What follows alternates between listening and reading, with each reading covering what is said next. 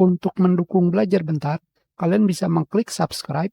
Halo, selamat datang di Belajar Bentar. Sekarang kita akan belajar bagaimana cara memutarkan kipas VGA yang tidak berputar dengan menggunakan MSI Afterburner.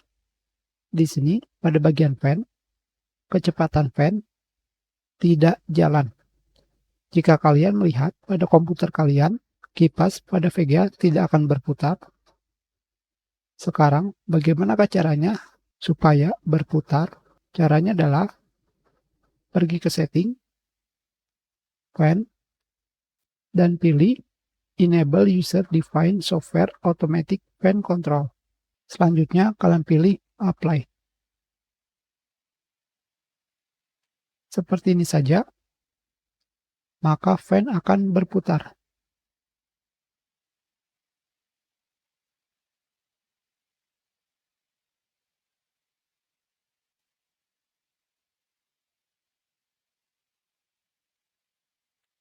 Sedangkan jika kalian ingin mempercepat putaran kipasnya, kalian pergi ke tanda A di sini,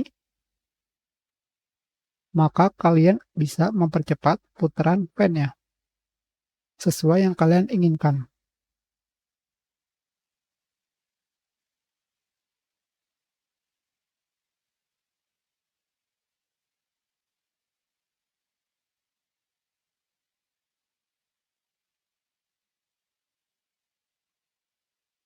Itu sudah pelajaran kita. Terima kasih.